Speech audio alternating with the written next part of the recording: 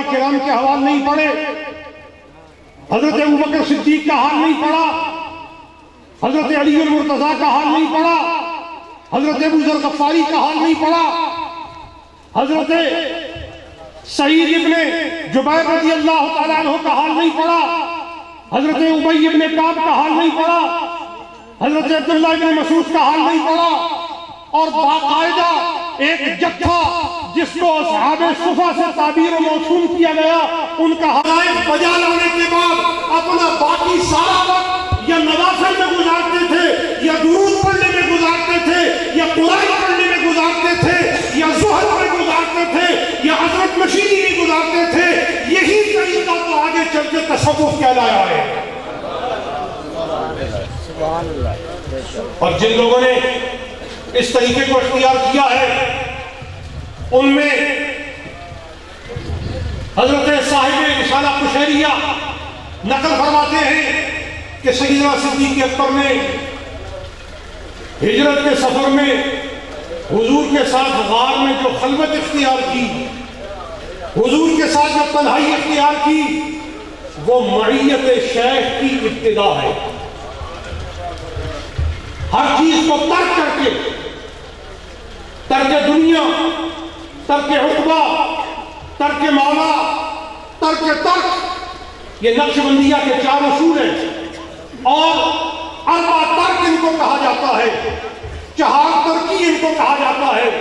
اور جس کو یہ نصیب ہوتا ہے، نقش بندی مشائخ اسی کو 4 ترکی کلا عطا فرماتے ہیں، 4 کونوں والی چوکی، اور یہ ہر ایک کو نہیں دی جاتی، یہ اس کو دی جاتی ہے جو دنیا بھی چھوڑ دے اور دنیا چھوڑ کر مصطفیٰ کے دیدار کا طلبگار ہو جائے۔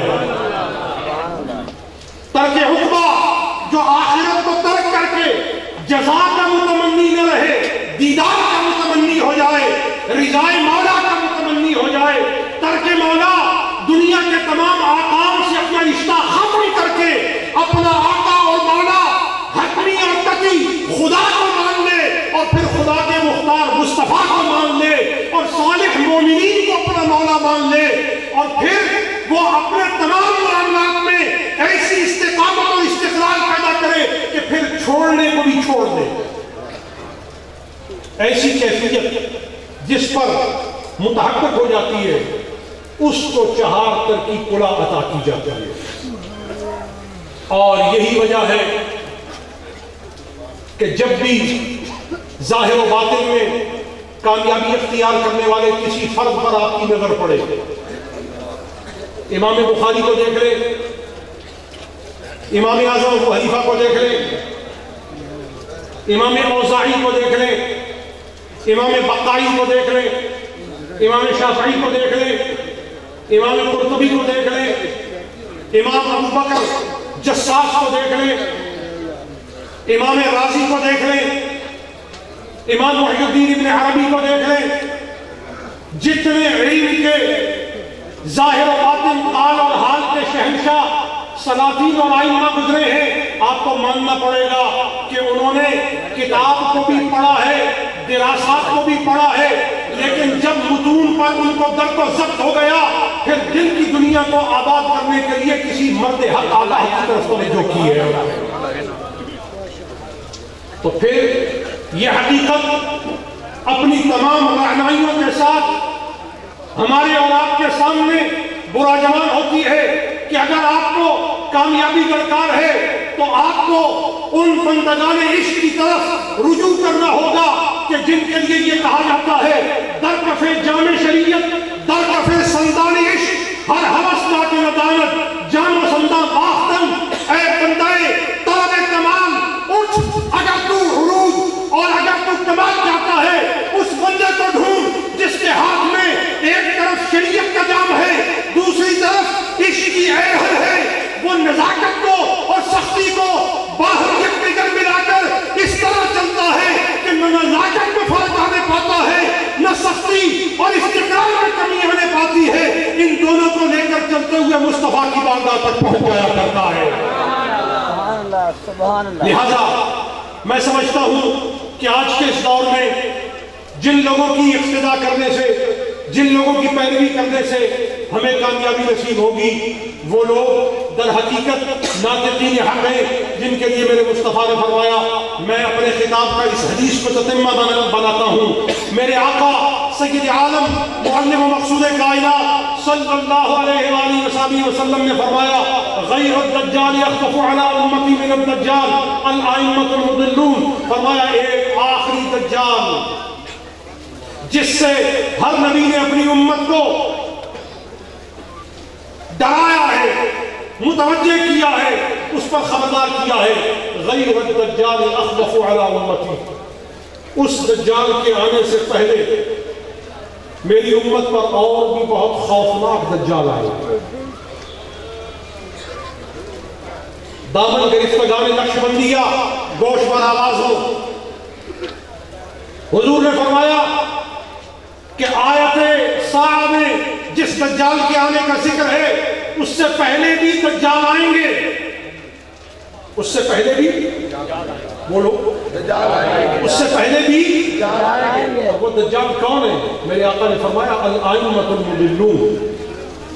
فرمایا وہ دجال گمراہ کرنے والے پیشوا، آئمہ مضل، گمراہ کرنے والے امام۔ اور کون ہیں یہ گمراہ کرنے والے امام؟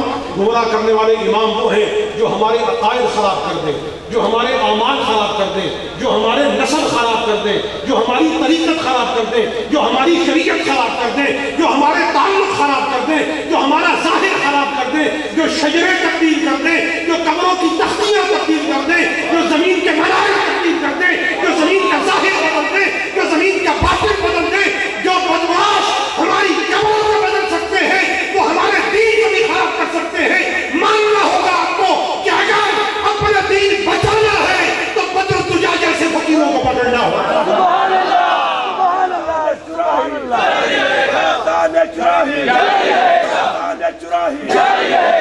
حضور نے فرمایا اتقوا من تغیر منار الارض فلیس منا من تغیر منار الارض۔